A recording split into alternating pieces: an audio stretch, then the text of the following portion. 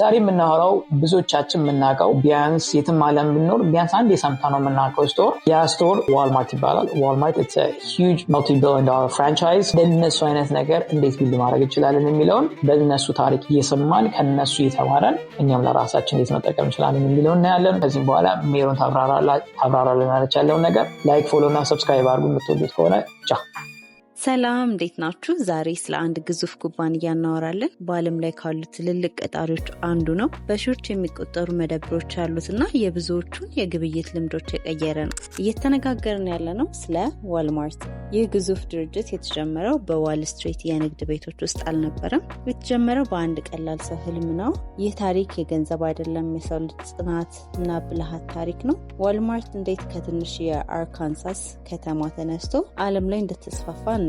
ዛሬ የምናወራው ስለ ሳም ዋልተን ነው። እሱ በትልቅ ከተማ ዳርቻ ላይ የተወለደ ሰው አልነበረም። የንግድ ስራ ልምዱ የመጣው ትንንሽ የገጠር መደብሮችን በማስተዳደር ነው። ሳም አንድ ነገር አስተዋለ። ትልልቅ የችርቻሮ ኩባንያዎች ትኩረታቸው ሁሉ በትልልቅ ከተሞች ላይ ነበር። የገጠሩ ህዝብ ደግሞ ከፍተኛ ዋጋ ለመክፈል ይገደድ ነበር። ሳም ግን ራሱን ጠየቀ፣ እነዚህ ሰዎች የተሻለ ዋጋ አይገባቸውምን የሚል ነበር። Our company is built on people. The success we've had is because of our people. ይህ ጥያቄ ነበር ታሪኩን የቀየረው። እውነተኛ ምኞቱ የሰዎችን ኑሮ ማሻሻል ስለነበር ገንዘብ እንዲቆጥቡና የተሻለ ኑሮ እንዲኖሩ አስቦ ነበር። ይህ ሰብአዊ ራዕይ የዋልማርት መሰረት ሆነ። ኤሮፓያን አቆጣጠር በ1962 ዓ.ም ሮጀርስ አርካንሳስ የመጀመሪያው ዋልማርት ዲስካውንት ሲቲ ከፈተ። የሳም ፍልስፍና ቀላል ነበር። ከእያንዳንዱ ዕቃ ብዙ ትርፍ ከማግኘት ይልቅ በእያንዳንዱ ዕቃ ላይ ትንሽ ትርፍ አድርጎ በብዛት መሸጥ። ሌሎች ሱቆች ለጥቂት ቀናት ዋጋ ቀንሰው ደንበኛ ለመሳብ ሲሞክሩ፣ ሳም ግን ዘላቂነትን ፈለገ። ደንበኛውን በማንኛውም ቀን ወደ ዋልማርት ሲመጣ የዋጋ ጭማሪ ሳይኖር ምርጡን ዋጋ እንደሚያገኝ ማመን ነበረበት። ይህ ደንበኛውን መሰረት ያደረገ እምነት ነበር። የመጀመሪያውም ትምህርት ይህ ነበር። ንግዶ ስኬታማ እንዲሆን ከፈለጉ የህዝብን እውነተኛ ፍላጎት መመለስ አለበት። ዋልማርት የዋጋ ቅናሽ መደብር ብቻ አልነበረም። የዋልተን እውነተኛ ብልሃት ከመድረክ ጀርባ ነበር። ሌሎች መደብሮች ከአምራቾች ዕቃ ሲገዙ፣ ዋልማርት ግን የራሱን የሎጂስቲክስ ስርዓት ፈጠረ።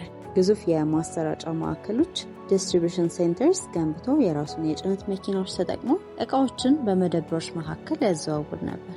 ይህ የደላሎችንና የብክነት ጊዜን አስቀርቶ ገንዘብን ቆጥቧል። ይህን የቆጠበውን ገንዘብ ሙሉ በሙሉ ለደንበኛው በዝቅተኛ ዋጋ መልክ መልሶለታል። የዋልማርት ትልቁ ፈጠራ ዘመናዊ የችርቻሮ ንግድ እንዴት መስራት እንዳለበት ነበር። ከዚህም በላይ ዋልማርት ገና ቴክኖሎጂ በስፋት ባልተስፋፋበት በ1980ዎቹ ባርኮድ ስካነሮች እና ሳተላይት ሲስተሞችን መጠቀም ጀመረ።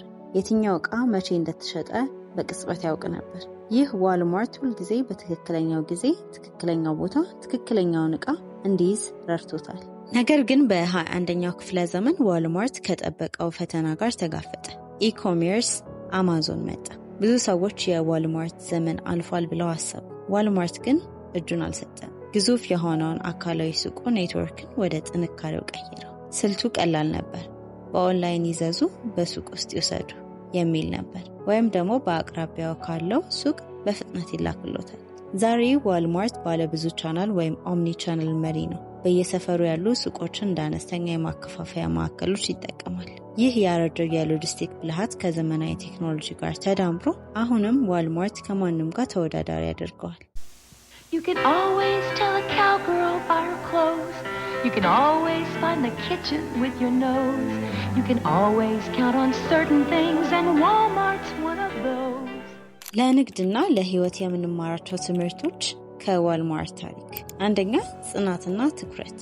ዋልማርት ለ60 ዓመታት ያህል በዋጋ ላይ ትኩረት አድርጓል። ዓላማው ግልጽ ሲሆን ችግሮችን መቋቋም ቀላል ይሆናል። ሁለተኛ፣ ስህተትን አለመፍራት። ሳም ዋልተን ብዙ ስህተቶችን ሰርቷል፣ ነገር ግን ሁልጊዜ ከውድቀት ለመማር ዝግጁ ነበር። በፍጥነት ወደፊት ለመሄድ ትልቅ ስኬት አስገኝቶለታል።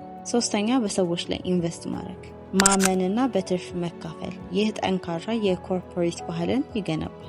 ዋልማርት ግዙፍ ኩባንያ ሆኖ ሊዘልቅ የቻለው በሰዎች ላይ ባለው እምነት።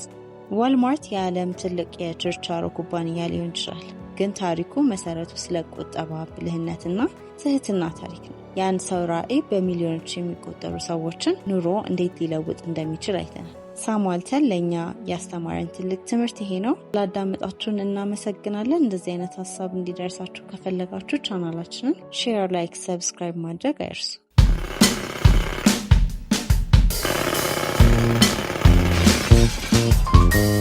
Working on the rollbacks, prices going down, down. Working on the rollbacks, whoop, another goes down. Working on the rollbacks, prices going down, down. Working on the rollbacks, whoop, another goes down. Get the Walmart rollbacks.